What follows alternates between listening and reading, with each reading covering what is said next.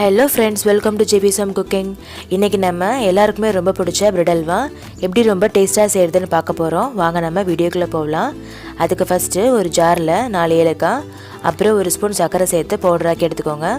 ஏலக்காய் மட்டும் அடிச்சா பவுடர் ஆகாது. அதனால சக்கரை சேர்த்து இந்த மாதிரி அடிச்சு எடுத்து வெச்சுக்கோங்க. அடுத்து நம்ம பிரெட் துண்டுகளை கட் பண்ணி வெச்சுக்கலாம். அதுக்கு ஃபர்ஸ்ட் இந்த மாதிரி ஓரங்களை கட் பண்ணி எடுத்துக்கோங்க. இந்த மாதிரி எல்லா பிரெட்ல இருக்க ஓரங்களையும் கட் பண்ணி எடுத்துக்கோங்க. எனக்கு நான் 10 பிரெட் எடுத்துக்கிட்டேன். ஓரங்களை கட் பண்ண பிறகு பிரெட் துண்டுகளை சின்ன சின்னதாக நறுக்கி வச்சுக்கோங்க. அப்பதான் பொரிக்கிறதுக்கு ஈஸியாக இருக்கும். இந்த மாதிரி எல்லா பிரெட் துண்டுகளையும் கட் பண்ணி வச்சுக்கோங்க.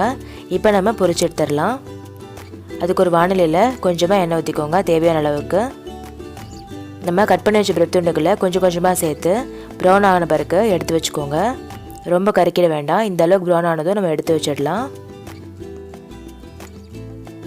இந்த மாதிரி எல்லா பிரெட் துண்டுகளையும் போட்டு எடுத்து வச்சுக்கோங்க.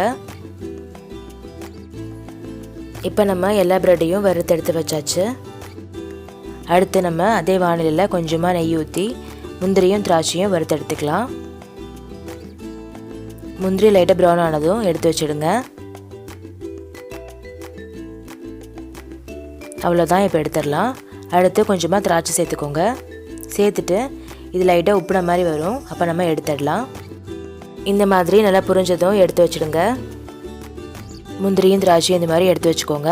அடுத்து நம்ம அல்வா செய்ய ஸ்டார்ட் பண்ணலாம். அதுக்கு ஒரு வாணலியில் நான் இந்த கப் அளவுக்கு 3 கப் பால் ஊற்றிக்கிட்டேன். சப்போஸ் நீங்கள் 1 கப் கூட தண்ணி இதில் சேர்த்துக்கலாம். பால் இல்லைன்னா நான் இன்றைக்கி தண்ணி எதுவும் சேர்த்துக்கல. 3 கப் பால் மட்டும் சேர்த்துக்கிட்டேன். பால் நல்லா கொதிக்கட்டும்.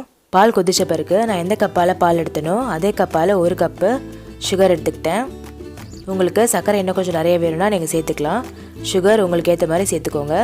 இப்போ பால் எல்லாம் கொதிச்சிருச்சு, சர்க்கரையும் கரைஞ்சிருச்சு. நம்ம பொரிச்சு வச்ச பிரெட் அதில் சேர்த்துடலாம். எல்லா பிரெட்டையும் கொஞ்சம் கொஞ்சமாக சேர்த்துக்கோங்க. சேர்த்துட்டு ஒரு 5 மினிட்ஸ்க்கு நல்லா மிக்ஸ் பண்ணிக்கோங்க.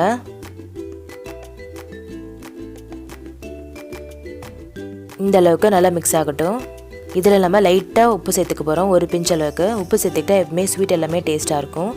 அதனால் ஒரு பிஞ்ச் அளவுக்கு லைட்டாக சேர்த்துக்கோங்க, நிறைய சேர்த்துக்க வேண்டாம்.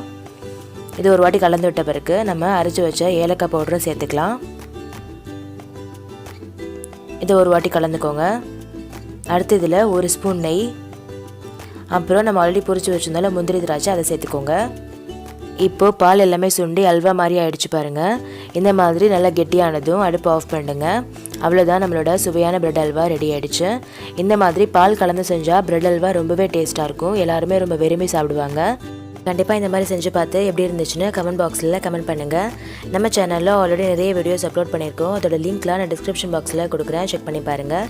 இந்த வீடியோ பிடிச்சிருந்துச்சுன்னா ஜிபி சம் குக்கிங்க்கு சப்ஸ்கிரைப் பண்ணுங்கள். தேங்க்ஸ் ஃபார் வாட்சிங். டாடா.